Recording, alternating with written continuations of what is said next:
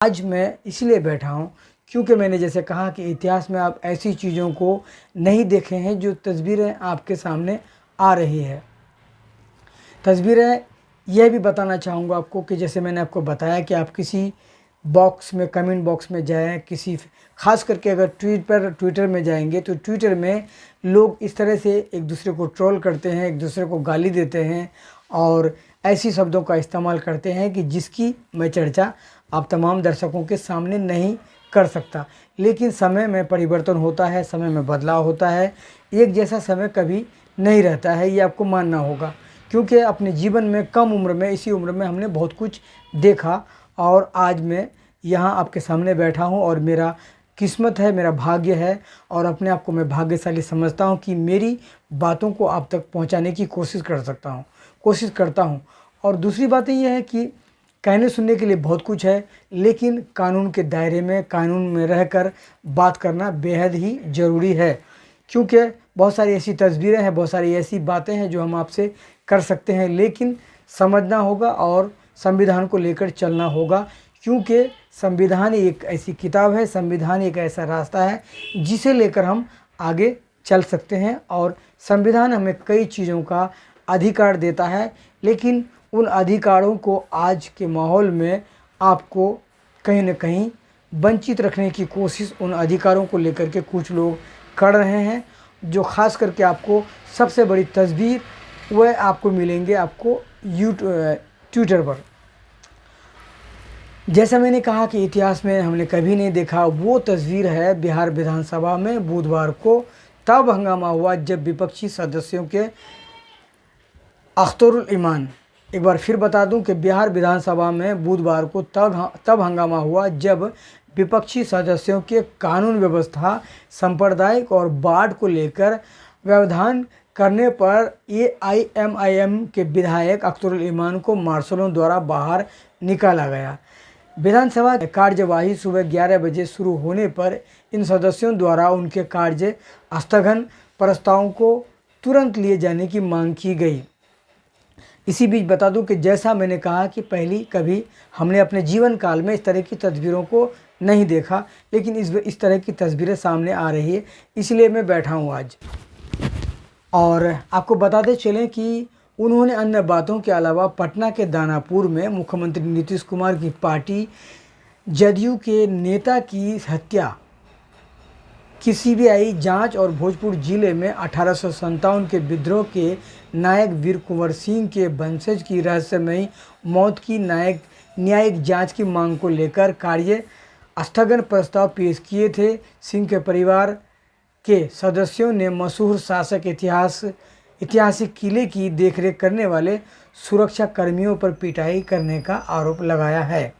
हालांकि विधानसभा अध्यक्ष विजय कुमार सिन्हा ने सदस्यों से उचित समय पर मामला उठाने को कहा और प्रश्नकाल के बाद इन विपक्षी सदस्यों के कार्य स्थगन प्रस्ताव को ठुकरा दिए जाने पर सदन में हंगामा शुरू हो गया। इन सदस्यों के आसंदी वेल के पास आने पर अध्यक्ष ने नाराजगी व्यक्त की और उनसे अपनी सीटों पर लौटने और संक्षेप में अपनी बात रखने के लिए कहा।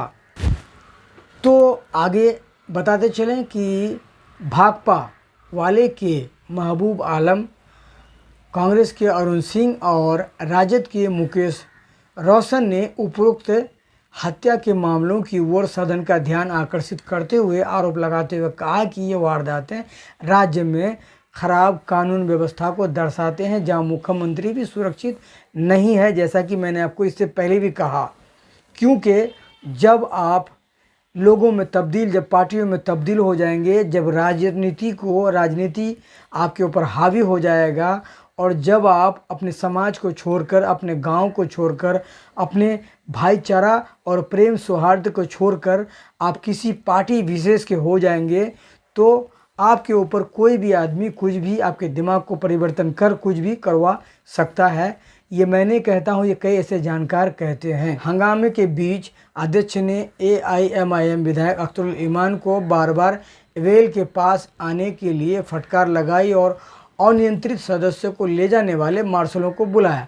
बाद में अध्यक्ष ने राजद के मुख्य सचेतक ललित यादव द्वारा असदुद्दीन ओवैसी की पार्टी के विधायक की ओर से खेद व्यक्त करने के बाद बुधवार दिन के बाकी समय के लिए ईमान को निलंबित करने के अपने आदेश को रद्द कर अध्यक्ष ने कहा कि ईमान भोजन अवकाश के बाद के सत्र में सदन में शामिल हो सकते हैं, ऐसा कहा गया है।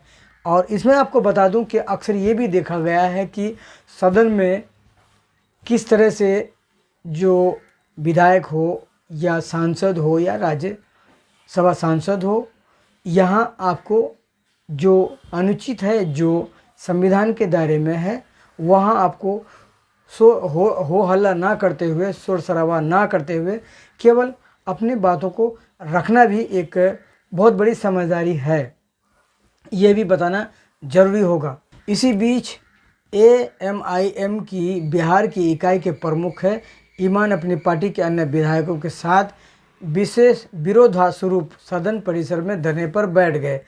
उन्होंने पत्रकारों से कहा कि मैंने उन मुद्दों पर कार्य स्थगन प्रस्ताव पेश किया था जो विशेष रूप से मेरे बाढ़ प्रभावित सीमांचल क्षेत्र को प्रभावित करते हैं, और मैं चाहता था कि मेरी आवाज़ सुनी जाए क्योंकि अब सत्र समाप्त होने वाला है और मैं इस बात से दुखी हूं कि मेरे साथ ऐसा व्यवहार किया गया। हालांकि सदस्यों का वेल के पास जाना कोई नई बात नहीं है, ये लिखा है। और आपको बता दें कि जिस तरह से अख्तरुल ईमान ने कहा है, लगातार बरसों से लगातार जिस तरह से वो आवाज़ उठा रहे हैं, ख़ास करके अगर सीमांचल की बात करें, आमोर की बात करें, आमोर विधानसभा क्षेत्र की बात करें, तो वहाँ से वहाँ के लिए आवाज़ उठाना, उनका आवाज़ उठाना बिल्कुल लाजमी है।